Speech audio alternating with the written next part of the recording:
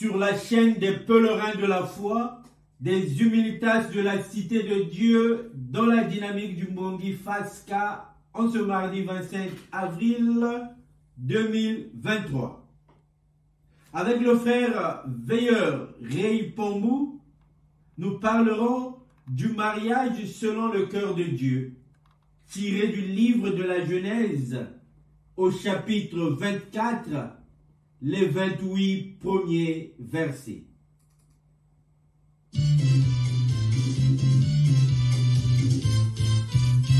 Jésus m'a chargé d'annoncer à tous ses frères qu'il est ressuscité.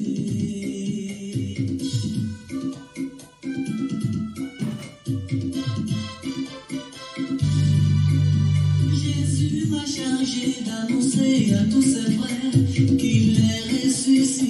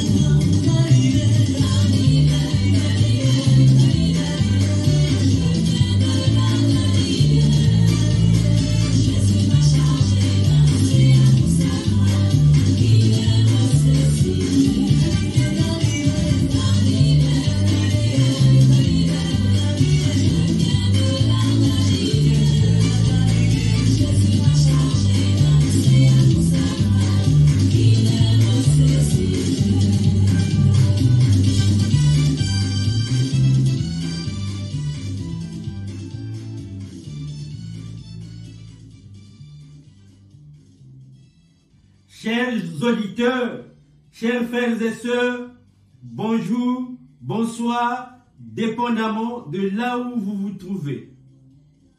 Nous avons pensé partager avec vous, relativement à notre émission Foi et Évangélisation de ce jour, un thème sur quelques éléments du mariage. Le mariage selon le cœur de Dieu. Un thème proposé par l'humilitas veilleur des pèlerins de la foi, Rei Pombou. Cette émission est bien sûr dirigée par l'humilitas bâtisseur France Lingoma PEF. C'est parti.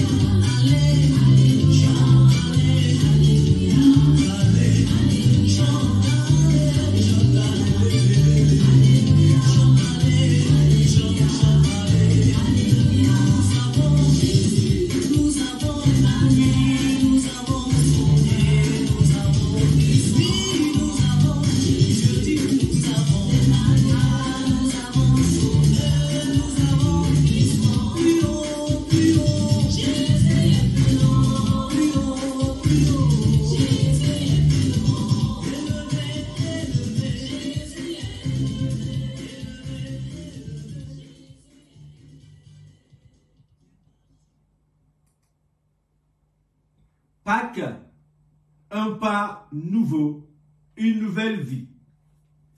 Nous avons le plaisir de recevoir sur ce plateau Cardinal Émile Gayena, le frère veilleur des pèlerins de la foi, Rei Pombou, qui nous parlera d'une manière simpliste de quelques éléments du mariage selon le cœur de Dieu. En cette période liturgique où nous célébrons le renouveau de la vie.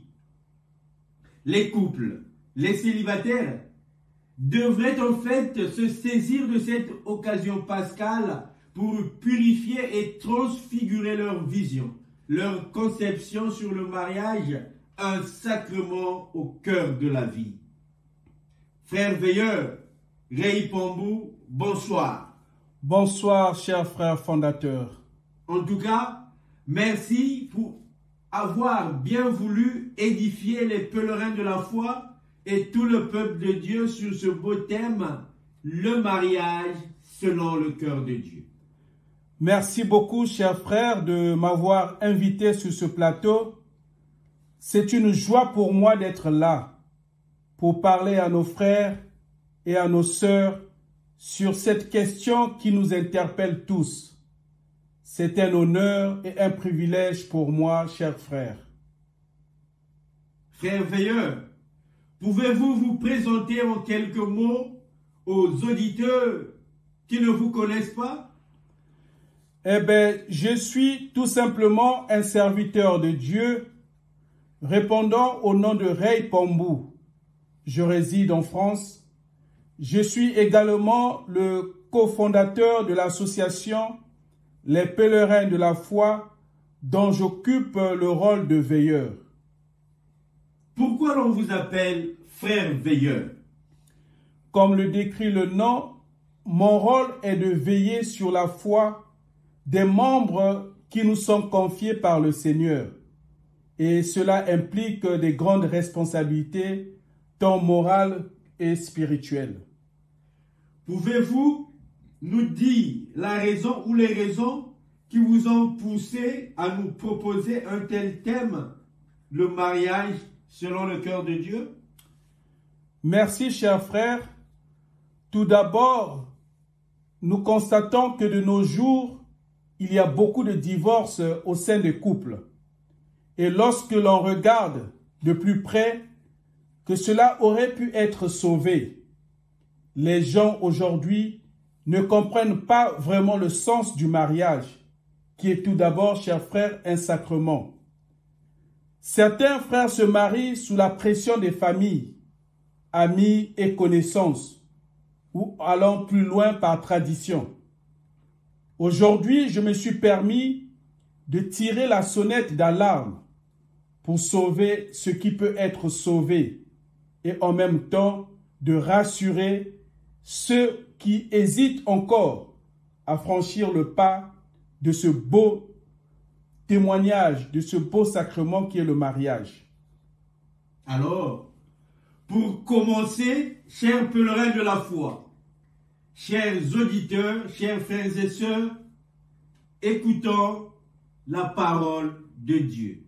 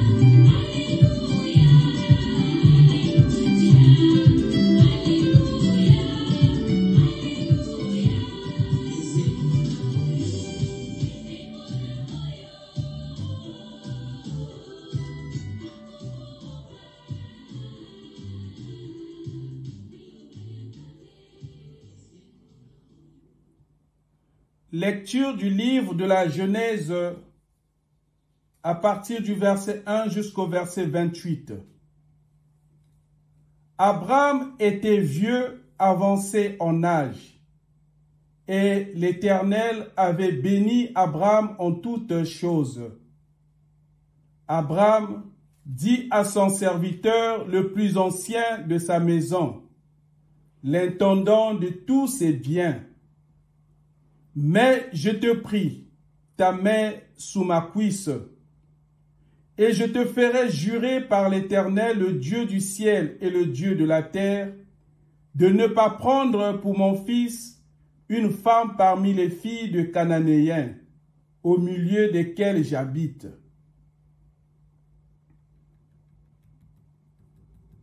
Le serviteur prit 10 chameaux parmi les chameaux de son seigneur et il partit, ayant à sa disposition tous les biens de son seigneur. Il se leva et alla en Mésopotamie, à la ville de Nacor. Il dit, l'Éternel Dieu de mon seigneur Abraham, fais-moi, je te prie, rencontrer aujourd'hui ce que je désire et use de bonté envers mon seigneur Abraham. Voici, je me tiens près de la source d'eau et les filles des gens de la ville vont sortir pour puiser l'eau. Que la jeune fille à laquelle je dirai, penche ta cruche, je te prie pour que je boive, qui répondra, bois, et je donnerai aussi à boire à tes chameaux, soit celle que tu as destinée à ton serviteur Isaac. Et par là, je connaîtrai que tu uses de bonté envers mon Seigneur. Il n'avait pas encore fini de parler que sortit sa cruche sur l'épaule Rebecca, née de Bethuel, fils de Milca, femme de Nacor, frère d'Abraham. Et il dit, « De qui es-tu, fille? Dis-le-moi, je te prie. Y a-t-il dans la maison de ton père de la place pour passer la nuit? » Elle répondit, « Je suis fille de Bethuel, fils de Milca et de Nacor. » Et lui dit encore, « Y a chez nous de la paille et du fourrage en abondance et aussi de la place pour passer la nuit. » Amen. Amen. Après cette lecture de la nourriture du salut, dites-nous, frères veilleurs, si l'initiative d'Abraham en chargeant son serviteur fidèle d'aller chercher une femme pour son fils Isaac est-elle d'actualité en nos jours?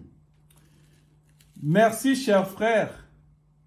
Mais il nous revient à nous poser la question, c'est de savoir pourquoi Abraham ne voulait-il pas qu'Isaac épouse une femme cananéenne?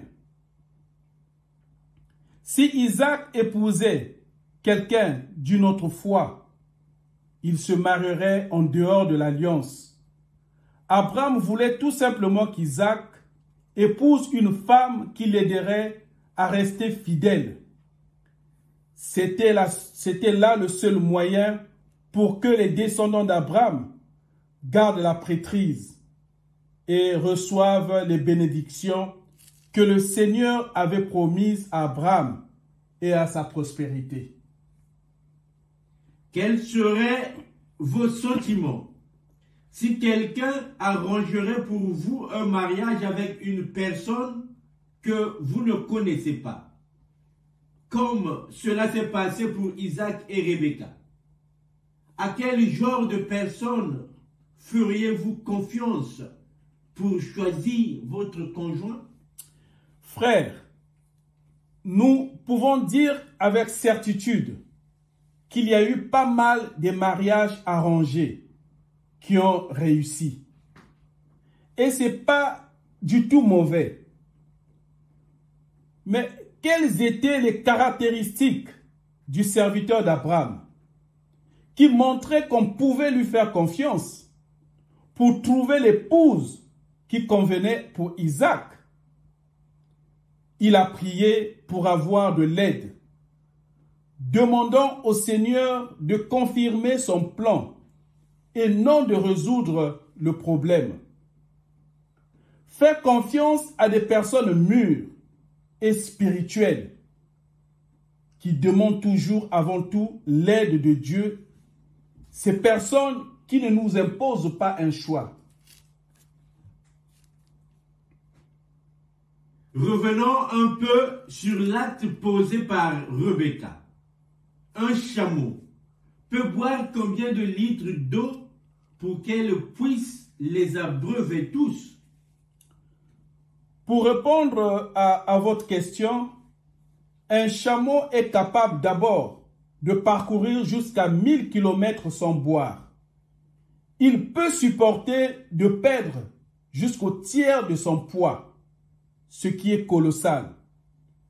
Quand il arrive à un point d'eau, il va rapidement se reconstituer ses réserves, allant jusqu'à boire d'un trait 70 litres d'eau en moins de 10 minutes. Ceci pour dire que tirer l'eau pour abreuver 10 chameaux qui viennent d'affronter la chaleur du désert n'est pas du tout repos. C'est pourtant exactement ce que va proposer de faire une belle jeune fille au nom de Rebecca. Quelles sont les causes les plus courantes des divorces? Il y en a plusieurs, parmi lesquelles il y a le manque d'amour ou d'intimité. L'amour qu'on avait sur l'un ou sur l'autre a disparu. Le manque de communication et aussi évolution différente. Les couples n'ont plus les mêmes choses en commun. Les violences conjugales, les violences de la personnalité, l'évolution de la personnalité, allais-je dire, de l'un des conjoints entraînant des problèmes dans la vie du couple, les difficultés financières, l'influence des tiers, c'est-à-dire les mauvais conseillers, tout ce qui tourne autour de vos couples, les détresses émotionnelles, le manque de passion sexuelle, faible estime de soi, sentiment de solitude et enfin l'infidélité. Frère veilleur, pouvez-vous nous en dire un peu plus sur cette dernière cause qui est l'infidélité? Est-ce normal que les couples qui se sont promis fidélité, transparence et vérité puissent en arriver là? Merci, cher frère, pour cette question. Vous savez, il est plus facile de juger les autres qui tombent dans ce piège du démon qui est l'infidélité. Et c'est ce que la majorité d'entre nous faisons malheureusement autour de nous. J'ai fait exprès de parler de l'infidélité comme dernière cause, car c'est elle qui couronne le tout. Selon le dictionnaire Larousse, l'infidélité est le manque de fidélité, de respect à un engagement. L'infidélité à la parole donnée. Je dirais même que l'infidélité n'est pas forcément vécue au sein du couple. Elle peut être aussi face à une tradition, à une religion, à une culture ou autre. Ici, je dois être clair à nos éditeurs. Je n'encourage pas, chers frères, l'infidélité, mais plutôt attaquer le mal à la racine. C'est-à-dire, qu'est-ce qui pousse l'autre à l'infidélité? N'avons-nous pas une part de responsabilité? Ceux qui tombent dans ce piège, que devons-nous faire? Nous passons notre temps à nous réjouir des divorces, des ruptures des autres. Ne jugeons pas les autres, car ils vivent dans des états critiques et nous pouvons les aider. Vous revenez souvent sur le jugement que nous ne devrions pas faire sur les autres. Qu'est-ce que la Bible nous dit à ce propos? Par exemple, dans l'évangile de Saint Matthieu au chapitre 7, à partir du verset 2 jusqu'au verset 6, il est dit « Ne jugez pas afin de ne pas être jugé.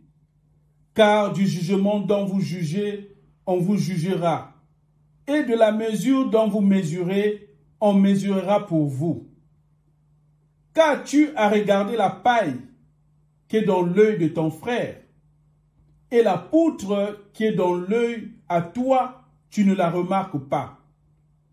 Ou bien, comment vas-tu dire à ton frère, laisse-moi ôter la paille de ton œil, et voilà que la poutre est dans ton œil.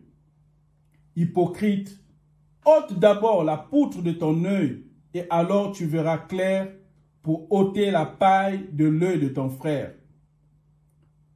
Frère, chaque fois que j'écoute cette parole, j'ai toujours eu chaud au cœur. Cela m'interpelle beaucoup. Qui suis-je moi à faire des commentaires sur la vie d'une sœur ou d'un frère, alors que moi-même je serai jugé? Je dois plutôt implorer la miséricorde de Dieu pour mes frères et sœurs, puisque la Bible elle-même dit « La miséricorde se moque du jugement ». Jacques au chapitre 2, de versets 12 à 13. Pouvez-vous parler, frère veilleur, des qualités d'une femme pour faire un bon choix? Tout d'abord, je vais décevoir ceux qui m'écoutent en leur disant qu'une femme ou un homme parfait n'existe pas. À cela, une femme doit avoir la crainte de Dieu et une vie de prière. Une femme doit être tendre et belle. Attention, je ne parle pas de la beauté extérieure, mais celle du cœur. On peut être belle d'apparence et avoir un mauvais cœur. Dieu, lui, ne voit pas l'apparence, mais Dieu voit le cœur. La Bible nous dit dans 1 Samuel au chapitre 16, verset 7, « L'Éternel ne considère pas ce que l'homme considère. L'homme regarde ce qui frappe les yeux, mais l'Éternel regarde au cœur. » Une bonne éducation doit avoir une femme en respectant les autres comme créatures divines. Une femme doit être joyeuse, car il n'y a rien de plus agréable qu'une femme qui a toujours le sourire aux lèvres, qui respire la joie de vivre et voit toujours le bon côté des choses. Une femme doit savoir ce qu'elle veut et doit mettre son homme en valeur. Une femme doit être gentille, attentionnée. Une femme doit aimer prendre des initiatives. La femme a toujours plein d'idées de choses à faire.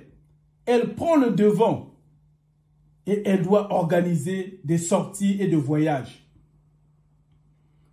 Une femme doit prendre soin d'elle, car les hommes d'aujourd'hui détestent les femmes qui se négligent. Cheveux gras, ongles écaillés, poils sous les bras, sans parler d'être une princesse. Mais il faut être présentable au minimum. Une femme doit être épanouie. Une femme parfaite doit aimer le sexe parce que c'est bon pour le moral et que ça crée des liens très forts avec son partenaire. Une femme qui ne doit pas se plaindre, qui souvent se dit « je suis trop grosse, je déteste mon boulot, je ne trouve pas de mec bien, je suis fatiguée », c'est anti-sexe au possible. Jamais vous n'entendrez une bonne femme se plaindre. Si quelque chose ne va pas dans sa vie, elle se bouge pour que ça soit mieux. Elle initie le dialogue et prie pour avoir l'aide du Seigneur. Quel genre de comportement à éviter pour être une bonne épouse à votre avis, frère Ray? D'abord, une femme ne doit pas s'engager dans un mariage par intérêt. Simone de Beauvoir, dans son livre, disait « Quand la pauvreté frappe à la porte, l'amour s'enfuit par la fenêtre. » Quels sont ces centres d'intérêt alors? Ben, il y en a pas mal. Il y a la boisson, il y a le sexe, il y a la nourriture, il y a la beauté ou l'apparence corporelle, la culture, la prière, les richesses et tant d'autres. Alors, quels sont les ingrédients dans un couple, frère Ray? Ben, il y en a pas mal aussi, hein. Des surprises de temps en temps. Une sortie improvisée au cinéma en semaine, un dîner en amoureux, une escapade sur un coup de tête, un petit cadeau sans raison particulière. Les surprises viennent pimenter le quotidien et permettent de créer des moments privilégiés en tête-à-tête si nécessaire dans les couples. Des activités partagées, passer du temps ensemble, ailleurs qu'à la maison, vous rapprochera énormément. Vous pouvez aussi initier votre moitié à une activité qui vous passionne, puis découvrir avec lui l'une des siennes, pratiquer un sport commun ou participer à de nouvelles expériences enrichissantes. Prendre soin de l'autre aussi. L'empathie est essentielle dans un couple. Ne pas partager les mêmes humeurs à tout moment ne veut pas dire qu'on ne puisse pas se mettre à la place de l'autre. L'écouter, le soutenir au lieu de rester dans l'incompréhension d'une situation. Si vous avez une journée stressante ou si votre partenaire est dans la souffrance, soyez présent. Offre-lui du réconfort. Se soutenir, se sentir aimé. Un petit compliment est toujours le bienvenu et prouve qu'on est attentif à l'être aimé. Savoir accepter qu'on ne doit pas toujours être sur son 31 était très important. Les femmes ont trop souvent l'habitude qu'on exige d'elles qu'elles prennent soin de leur physique et se sentent parfois sous pression quant à leurs apparences. De l'attention, ben c'est tout bête, mais s'intéresser réellement à sa journée, ses réunions de travail ou sa famille sont des attentions qui seront considérablement appréciées. Posez-lui des questions. Souvenez-vous des dates importantes et de tout ce qui compte à ses yeux afin que votre quotidien soit partagé dans sa grande majorité. De la communication, les longues heures d'énervement ne sont pas saines.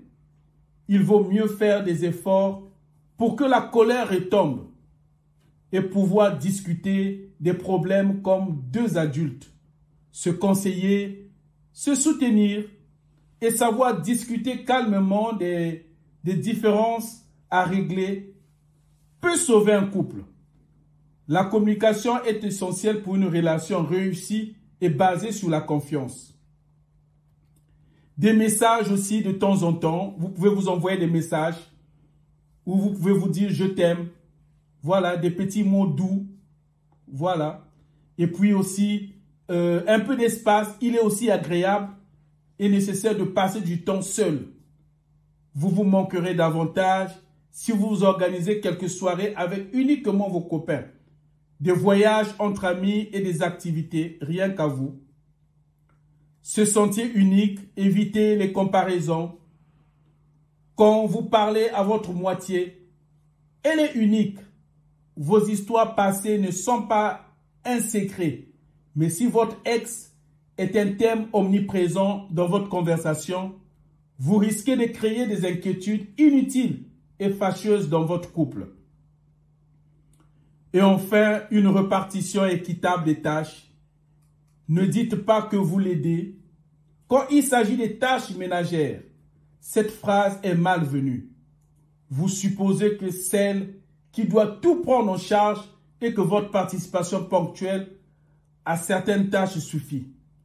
C'est une vision erronée. La vie de couple, c'est aussi le partage équitable des tâches ménagères et de l'organisation de vie commune. Voilà, chers frères.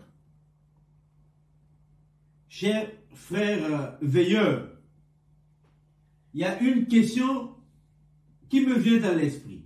Une femme qui est victime de l'infidélité de son conjoint, comment réagit-elle? Ou comment doivent-elles réagir? Nous devons nous rendre à l'évidence que la femme qui subit l'infidélité souffre énormément. Et je ne souhaite même pas à mon pire ennemi d'en être victime. Le coup subi ouvre 5 portes de sortie à cette dernière. Je dirais même plus de 5 portes, même 6 portes. La première, c'est la vengeance. Une femme qui subit l'infidélité se dit, voilà, j'ai été trompée, œil pour œil, dent pour dent. Elle se dit, je ne croyais pas qu'il allait me trahir. Avec tout ce que j'ai fait pour lui, je lui rends l'appareil. L'autre porte de sortie, c'est une femme qui subit cela, c'est le dévoilement de la personnalité en public. Tout le monde doit être au courant. Sa famille, ses amis, ses collègues de travail et même dans son église. Le masque tombe. J'ai été trompé, à mon tour de te démasquer. L'autre porte de sortie, c'est de quitter le foyer et partir en demandant le divorce. L'autre porte de sortie, c'est la violence. La dame qui subit cela va tout détruire ou doit détruire sa rivale. La 5e porte, c'est la voie du dialogue avec son conjoint pour comprendre les causes et vouloir se réconcilier. Et enfin, la 6e cause, soutenir son conjoint dans la prière avec à cœur que nul n'est parfait. Une femme, selon le cœur de Dieu, que doit-elle faire au quotidien? La Bible dit que le Saint-Esprit qui demeure en chaque croyant produit en lui des œuvres de piété visibles et invisibles. L'amour, la joie, la paix, la patience, la bonté, la bienveillance, la foi, la douceur et la maîtrise de soi. Une femme, selon le cœur de Dieu, doit pardonner, doit être humble, doit rassembler, doit avoir un cœur de mère. Chers frères, j'ai toujours été choqué de voir les filles danser sur TikTok à moitié nues. Vous savez que le corps d'une femme est un trésor. C'est quoi la particularité d'un trésor? Eh bien, un trésor doit rester caché. Il faut des recherches et de l'investissement pour le trouver. Lorsqu'on le trouve, il est présenté auprès des hommes d'affaires pour évaluer la qualité et la beauté. Aujourd'hui, tous ceux qui présentent leur corps au vu et au su de tous ne sont plus des trésors, car n'importe qui peut venir et découvrir. Cela n'a plus de valeur, j'allais dire, frère. Avant d'aller plus loin, faisons une petite pause pour écouter et fredonner ce beau chant sur la joie du mariage.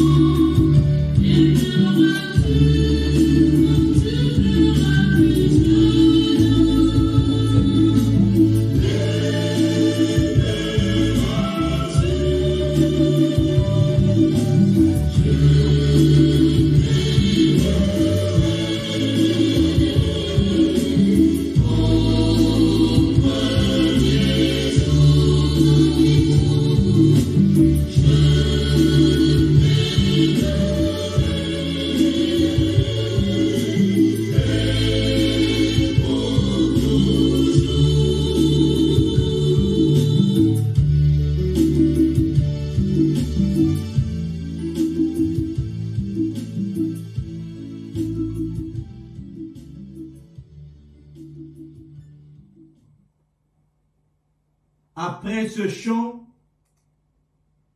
nous vous redonnons la parole, frères veilleurs, pour poursuivre ce thème. Frères, pouvez-vous nous donner quelques exemples des femmes modèles dans la Bible? Les femmes modèles dans la Bible, il y en a plusieurs. Mais je vais citer surtout les femmes qui ont influencé le destin d'Israël. Hérétiques ou héroïnes. Ces femmes issues de la royauté ont toutes joué un rôle central. Parmi elles, je peux prendre l'exemple d'Anne. Anne qui était Anne, ben, c'était la femme d'Elkana et la mère de Samuel, qui est devenu un prophète très important dans l'Israël antique. D'après 1 Samuel au chapitre 1, à partir du verset 1 jusqu'au verset 2, 4 jusqu'au verset 7. Qu'est-ce qu'Anne a fait? Ben, comme elle n'arrivait pas à avoir d'enfant, Anne a cherché le réconfort auprès de Dieu. Son mari avait 2 femmes. Son autre femme, Pénina, avait des enfants. Mais Anne, de son côté, est restée longtemps sans avoir d'enfants après son mariage. Pénina, qui était sa rivale, n'arrêtait pas de se moquer d'elle. Mais Anne priait Dieu pour trouver du réconfort. Elle lui a fait un vœu dans lequel elle promettait que s'il lui accordait d'avoir un fils, elle le lui offrirait en envoyant l'enfant servir au tabernacle, une tente transportable que les Israélites utilisaient pour le culte. Dieu avait répondu et Samuel est né. Mais qu'est-ce que nous pouvons apprendre de cette femme? Ses prières sincères lui ont permis d'endurer les épreuves. Sa prière pleine de reconnaissance, contenue dans 1 Samuel auquel je conseille à nos auditeurs, 1 Samuel au chapitre 2, du verset 1 jusqu'au verset 10, montre la foi profonde qu'elle avait en Dieu. Une autre femme, Ruth, qui était une Moabite, qui a quitté ses dieux, son pays d'origine, pour devenir une adoratrice de notre Dieu. Ben, Ruth, qu'est-ce qu'elle a fait? Ben, Ruth a manifesté un amour extraordinaire à sa belle-mère Noémie. Noémie, qui avait perdu son mari et ses 2 fils, était partie au Moab pour échapper à la famine en Israël. Les fils sont décédés et Noémie qui décide de retourner en Israël où la sécheresse avait pris fin. Ruth et Orpa ont choisi de partir avec elle. Mais Noémie leur a demandé de retourner auprès de leur famille. C'est ce qu'Orpa a fait. Ruth est restée fidèle aux côtés de sa belle-mère parce qu'elle aimait sa belle-mère Noémie et voulait adorer Dieu. Qu'est-ce qu'on peut apprendre et retenir de Ruth? Ben, par amour pour Noémie et pour Dieu, Ruth a accepté de quitter sa maison et sa famille. Elle était travailleuse, dévouée et fidèle, même quand la situation n'était pas facile. Qu'est-ce qu'on peut retenir du couple d'Isaac et de Rebecca? Ben, savoir que le couple d'Isaac et Rebecca, c'est un couple modèle. Isaac aimait Rebecca de tout son cœur, ça on peut le savoir. Priait pour elle jusqu'à ce que Rebecca est tombée enceinte. Isaac aimait aussi son fils Ésaü parce qu'il mangeait du gibier. Et Rebecca aimait Jacob. La leçon qu'on peut tirer dans cette petite famille, entre le père, la mère et les deux enfants, c'est que Isaac est un bon exemple de mari pour l'amour qu'il avait pour sa femme. Mais le favoritisme entre leurs enfants a créé de la jalousie, la concurrence, le désir de meurtre. Il n'est donc pas bon que dans un couple, chers frères, les conjoints différencient les enfants ou se choisissent un chouchou plus aimé que les autres. Frère veilleur, Ray Pombu, nous sommes à la fin de notre émission Foi et évangélisation de ce jour.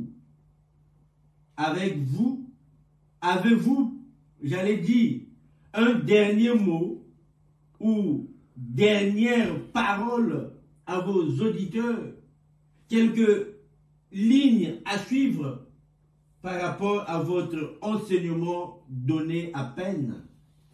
Merci, chers frères. Vous conviendrez avec moi que le domaine du mariage est un domaine vaste. Il y a beaucoup de choses à voir. Il y a beaucoup de choses à détailler. Je voudrais m'adresser à nos frères et à nos sœurs qui désirent se marier ou qui sont déjà en couple. Ce n'est pas facile de vivre ensemble. Mais s'il vous plaît, prenez le temps à mieux vous connaître, car un amour basé sur les intérêts est comme une maison bâtie sur le sable. Voici quelques conseils que je peux vous donner. Chers frères et sœurs, dans votre couple, privilégiez le pardon. Pardonnez-vous mutuellement. Ne revenez jamais sur ce qui a été pardonné. Quelle que soit la dispute, ne revenez jamais sur les fautes pardonnées. Évitez d'exposer les histoires de votre couple à n'importe qui ou au premier venu. Ne renoncez jamais à vos devoirs de femme parce que vous ne vous parlez plus. Quelle que soit la dispute, madame, ma sœur, préparez, prenez soin de votre mari. Ne parlez jamais du mal de votre conjoint. Votre conjoint a une dignité. Évitez d'inventer le diable dans votre couple, c'est-à-dire se faire des suppositions sur votre conjoint. Par exemple, lorsqu'il tarde à rentrer à la maison, eh bien, vous vous imaginez qu'il est avec une autre, qu'il est en train de faire n'importe quoi. C'est vous-même qui créez le diable. Dites toujours la vérité entre vous. C'est très important. Faire confiance à nouveau malgré les blessures. Évitez de faire payer les autres ce que vous avez vécu dans le passé. C'est pas parce que une femme m'aurait trompé, une femme m'aurait trahi, une femme aurait volé, que celle qui est avec moi peut faire de la sorte. Non, c'est faire payer à celle qui est avec vous ce qu'elle n'a pas fait. Dites toujours du bien de votre conjoint, où que vous soyez. Effectuez des exercices d'encouragement mutuel, c'est-à-dire dire du bien de l'autre. Chérie, ce que j'aime en toi. Chérie, voici tes qualités. Voici les points que j'ai appréciés chez toi. Nourris de l'amour. Merci, chers frères. Nous vous remercions, chers frères veilleurs Ray Pombu, pèlerins de la foi, pour votre riche partage et enseignement. Tout pour la gloire de Dieu. Humilitas, la foi en action. PEF, aimons-nous toujours. Pèlerin, Zala humble. les frères Humilitas, bâtisseur Francelin Goma et Ray Pombo Pef.